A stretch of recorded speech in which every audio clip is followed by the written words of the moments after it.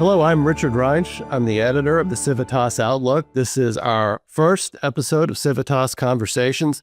I'm joined by Michael Toth, a research fellow at the Civitas Institute and one of our frequent contributors. Michael Toth is a corporate lawyer in Austin, Texas.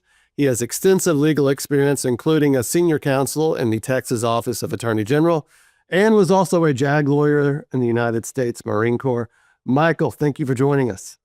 Richard, delighted to be on. Hopefully we'll step off on the right foot in this maiden voyage of Here we go. Civitas Institute conversations. So, Michael, we want to talk about your piece, Escape from New York, which is about the mayoral candidacy of a socialist. And that's not an exaggeration, as many people are writing and talking about his candidacy. This man has said, quote, "We need to seize the means of production." He is, as you wrote about in your piece, he is all about demands on the private sector, demands on the public sector that are extensive, including free public buses, free childcare, rent-controlled apartments across the city. He has called for tens of millions of dollars to be spent on sex change surgeries, all manner of things, you name it. He's for the public sector funding it or for it being provided for free.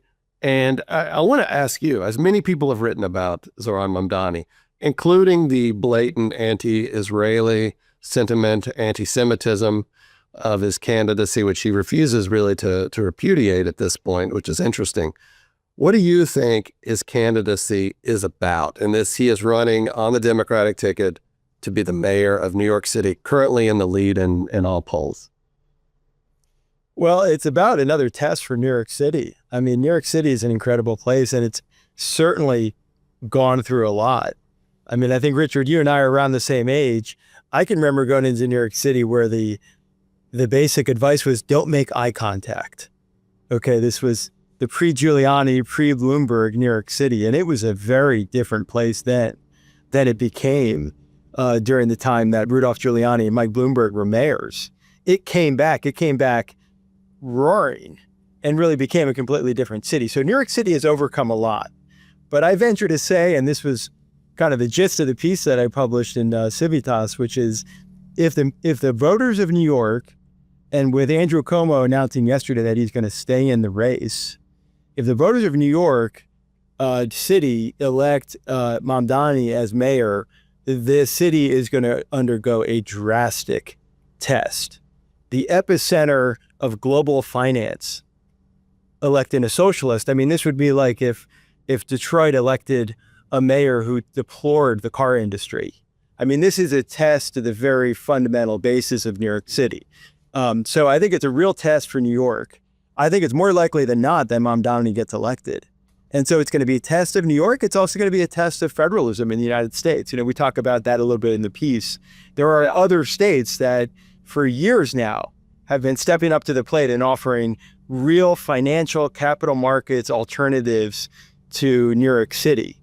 And so it's going to be a test for those states and for those systems if they can provide a real alternative to the financial institutions that heretofore have called New York City home.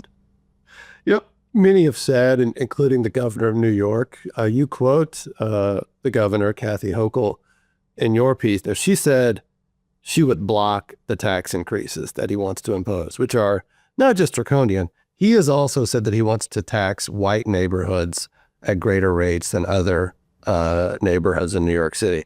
She has said she would block that, and she would not allow some of his worst ideas to come into effect and fuel this further drain from New York City, which has already been going on now for over a decade to various places. But you know, I think what we can step back and say that this man is even in his current position and that he is making the claims without any sort of hedging or any sort of political maneuvering or finesse, that this signifies something about New York City in its current state. And also, I think, the current evolution of the Democratic Party and of the progressive control in the Democratic Party. Now, we could say also New York City is not just America. It's not America representationally or emblematically, and yet it is, as you note, the financial capital, commercial capital, symbolic of so much in American history. And yet we face someone who wants to seize the means of production as being the mayor. Thinking about Mamdani and that progressive wing, do you see this as sort of where the Democratic Party, where the progressive left moves in the future, or is he an outlier owing to certain demographic conditions in New York City? We say in the piece that he's even more radical than Bernie Sanders. And I had that line of his about taxing whiter neighborhoods more in mind when I made that assertion. Could you imagine Bernie Sanders on the federal side talking about taxing whiter states more? I doubt that would go over well in the state of Vermont. Last I checked, I think it's the second whitest state in the union behind Maine. So, as stated in the piece, this is even more radical. And so, he really does represent, I think, at some level, what we could call the Mamdani wing of the Democratic Party. And, as we put in the piece, the Mamdani wing has been criticized for not understanding supply and demand, right? But they have a long list of demands. They certainly know how to demand. They've got the demand side down, right? Free buses, free childcare, free college tuition, public grocery stores, right? But the question, and this is really the question, is how do we supply that, right? And then this sort of sets up the division or the distinction that I think Kathy Hochul, the governor of New York, is trying to bring out. So Kathy Hochul, like other Democratic governors, we've seen the same thing with Gretchen Whitmer, are really trying to say, wait a second, we need a productivity agenda, right? Sort of around the same time that Kathy Hochul has come in to sort of kneecap these tax proposals, she's also bringing nuclear power online in the state of New York, right? And you're seeing Gretchen Whitmer in Michigan really sort of trying to pivot back to energy being the sort of core basis and a necessity for the state of Michigan. And why? It gets back to the supply side, right? Whitmer is thinking Michigan continues, it needs to produce, it needs to supply, it needs to make stuff, right? And so that sort of mentality, right, that politics at some level is about setting the conditions for productivity in the economy. I think that's the key thing that is missing from the kind of Mamdani wing of the Democratic Party, right? It's about demands and only demands. But who's going to be supplying those demands, right? And that sort of opens us up for some federalism, because there are states, there are jurisdictions, there are political leaders on the Republican side as well, the Democratic side now, who are saying, wait a second, we need to step back and we need to figure out how we can actually produce things and supply things for the broadest base of our population. Yeah. So I mean, that speaks to something Stephen Hayward wrote about for Civitas Outlook, which is the abundance agenda. And as he refers to them as the abundandots. Now, he says they have a problem. And he says, I know this problem very well. He's a lifelong resident of the state of California. And, in the 1960s is when sort of the intense environmental regulatory review started in the state of California for building new homes. And that's why if you look in places like Santa Barbara, you actually have residential neighborhoods and districts that look almost the same as they did 50 years ago, because housing construction has become that difficult in California. And we know that well. And so the abundance agenda comes up against sort of decades of thinking in the Democratic Party and in progressive policymakers that involves regulatory review, bureaucracy, appeasement, and constraints on supply to meet sort of ever-escalating demands for various environmental goods. And so how are they actually going to counteract sort of their own problem that they've created? And that leads me to think that, something like Mamdani and Mamdani-like politics will remain very powerful in the Democratic Party. I did want to kind of just switch and get your take. David Bahnsen, the financial investor, capitalist, economic thinker, has suggested that Mamdani is also a part of the Trump era, in the sense that we also see in new right circles and in parts of the Trump administration this view that state power can affect markets in positive ways, contrary to thinking that most conservatives have had for decades. Crucially, we see this in tariffs, but also sort of an opening to unions, an opening towards progressive antitrust theories, Josh Hawley, a refusal to sort of criticize indiscriminate welfare state spending, things like that. Do you see Mamdani as sort of an extreme and opposite reaction, or do you see him as fitting in with this increasing view in both parties that we could use the state to leverage power in the market. Oh, I think there is definitely. I think Dave Bonson is onto something there. I think there definitely is something to that with regard to Mamdani. And actually, it runs headlong into the abundance agenda movement, into this idea that we need more supply, right? And the perfect example of this, and this is cited in the piece, is, when folks ask Mamdani, okay, well, how are we actually going to get more housing affordability in New York?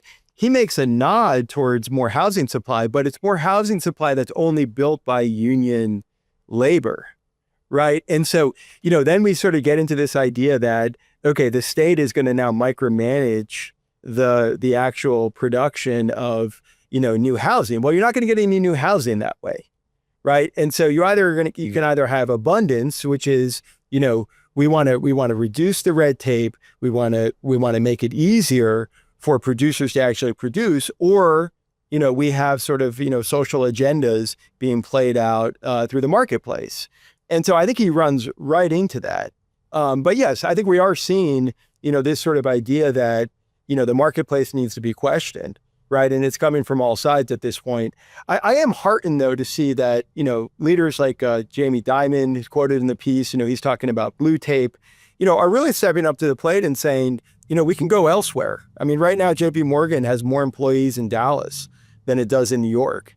And, the reality is, when we layer on top, all of these kind of agenda-driven requirements onto business, business is in a very competitive place. Again, this is in the piece, there's around 60 to 70 bankruptcies every single day. It's not easy to be in business. Great American companies are constantly facing headwinds. I mean, when was the last time you heard Google search, right? We've moved beyond that. Apple and Amazon are down this year. I mean, whether it's a large company or a small company, it's always a very fiercely competitive marketplace, right? And so, again, when we layer on top of these requirements, I think there's just a natural outlook for what's going to come next. So let's talk, we've been talking a lot about New York City. And as you mentioned, the piece is also about states and jurisdictions in America that are competitive and that are pro-market and pro-business in the best sense of that term. And, our founding fathers meant to establish a continental commercial republic. This is a large country. There's a lot of places, as you outline, where business and capital can go. You write about a city near and dear to the Civitas Institute, Austin, Texas. And what's Austin doing? And what's Austin doing, and what's as opposed to what New York City isn't doing and what Mamdani wants to do, which you lay out a lot of those things in the piece. Yeah, 100%. I mean, Austin ran the biggest housing experiment in the United States. It expanded housing both on the multifamily side as well as the single family side more than any city in the United States. It did this under the current Democrat mayor, Kurt Watson. It did it not by adding more requirements like the use of union labor on the expansion of housing supply, but actually having fewer requirements. And by reducing the red tape, housing supply literally exploded in the city of Austin, and it exploded after the pandemic, where lots of new folks were moving to Texas, moving to Austin. And what have we seen? We've seen rents go down, and we've seen home values go down also too. And again, I think this gets to the core point, which is supply is the friend of the consumer, right? I mean, if we really want to help the consumer, if we really want to, think about what is the best way to provide, more options, more prosperity to the broadest section of society, it's through supply. More supply, more options, more competition, lower prices. And so that's what Austin has done on housing. I think also too, just to, maybe answer a different part of the question, Richard, the state of Texas is sort of doing this as a state in terms of a number of the reforms that it continues to pass to try to entice companies. Obviously, we saw Tesla in 2024 reincorporate. It's now a Texas company. It's not a Delaware company anymore. And so Texas as a state continues to try to entice companies to come here, whether they end up in Austin and Dallas and Houston and San Antonio. Texas is doing a lot on that front as well.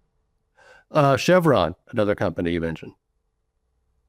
That's right. Yeah, Chevron was Chevron relocating from California to Texas. Major, and California has made it clear that Chevron's business model wouldn't work under its regulatory model. Yeah, 100%. Yeah, Chevron was a California company for longer than Disney. And in this story, I have to actually bring up maybe two concepts that are just near and dear to the School of Civic Leadership and to Civitas, which is which is not just federalism, but also the separation of powers, right? And this idea that we've got, 3 branches of government in the U.S., they all need to sort of work under the law in order for there to be stability and predictability.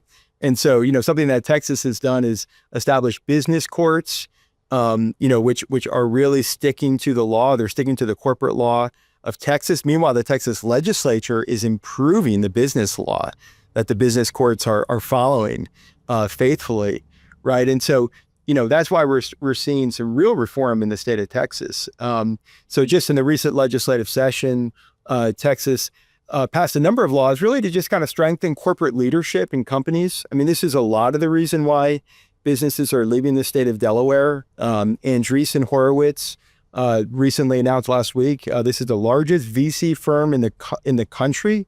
They are reincorporated in the state of Nevada. They're leaving Delaware. They published a blog post on their website. They did this because as the largest VC investor in the country, they want to tell the investors of the companies that are in the VC space, you should be comfortable with your portfolio companies reincorporating, leaving the state of Delaware. And why is it? It's because the Delaware courts are trying to micromanage the corporate decision-making of the future great companies of our country, right? And so that's what Texas is really trying to solve. That's what other states like Nevada are trying to solve. And again, if we have back to Mamdani, if we have him as the mayor of New York City, is he going to galvanize the New York business community to stay? I don't think so. I'll just say one last thing, Richard. I realize I'm rambling, but No. Our friend David DeRosier has a really nice piece in Real Clear Politics where he invokes the great Tom Wolfe, who wrote a book called The Bonfire of the Vanities. And The Bonfire of the Vanities is about it's about a trial, that takes place in the Bronx County Courthouse. And that brings up that other branch of government, which is the judiciary. And it also brings up what may be sort of another aspect, a very concerning aspect of what's going to play out in New York City over the next year, which is the trial of Luigi Mangione. This is sort of the first, crime to sort of play out, and we've also, in a virtual sense. We've also got Mamdani's campaign manager on his own personal social media, sort of endorsing Mangione's assassination of the United Healthcare CEO. So that will surely play in as well. You can't really run from that. Mangione is scheduled to go to trial in New York City in 2026, right? Which would be the first year of the Mamdani administration. How is that going to play out? I mean, Mangione, he has the currency of New York. I mean, his family is worth over $100 million, right? I mean, this is someone who set up a GoFundMe page, and his family is worth more than $100 million, and he raised something like $1 million for his GoFundMe page, right? And it's like only someone who comes from family wealth of more than $100 million, I feel like, would set up a GoFundMe page, right? I mean, people who just have a few $1 million would be like, gosh, I don't know if I can pull that off. But, when you have that kind of money, and I think, he's going to be deploying, significant resources, throughout this trial in a social media sense, like he has already, to really, I think just advocate some really radical changes to, how we sort of see civic life in the United States of America, how we see it, right? So if we had more time, we hear that Mamdani is speaking to real concerns of people in New York City, blah, blah, blah. And yet maybe think about this GoFundMe for Mangione.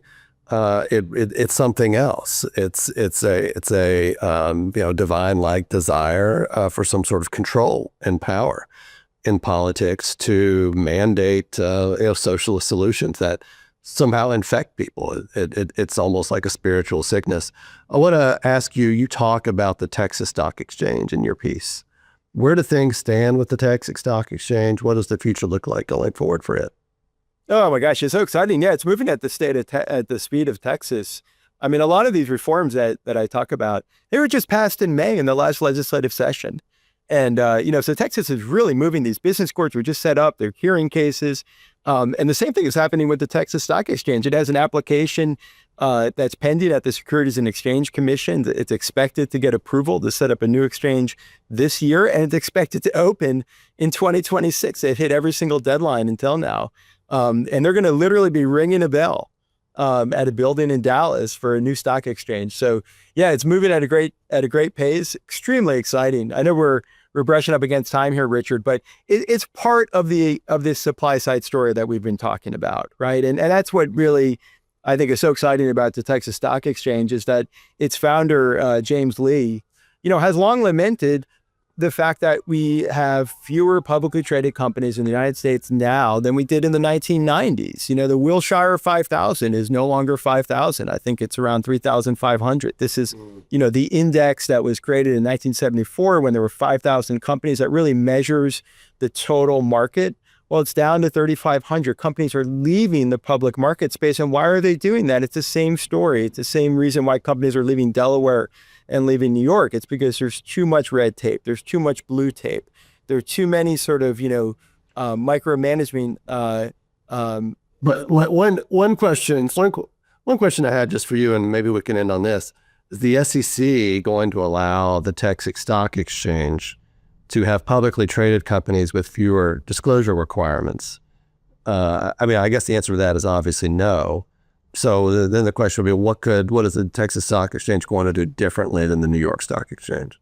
Well, the New York Stock Exchange and the NASDAQ, have all these other requirements that aren't federal securities law that they've foisted on companies.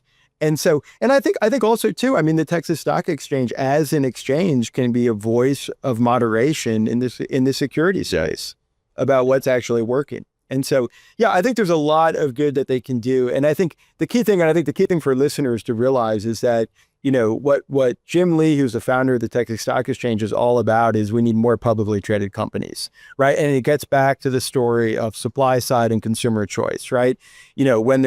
When there's fewer options for consumers, there's less competition and it becomes more difficult, right? And the same thing is happening in terms of the public stock market, which is there's now fewer choices. So mom and pop investors have fewer options. All of these companies still exist. They're just privately held and they can be invested into by private equity firms, venture capital firms, accredited investors, right? Which are not retail investors.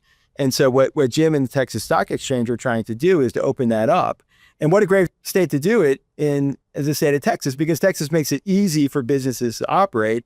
And the Texas Stock Exchange is going to make it easy for companies to go and stay public. So it makes sense that they're in the same state. I call it the Texas two-step. I like it. Get rolling on it. Michael, we like the Texas two-step too.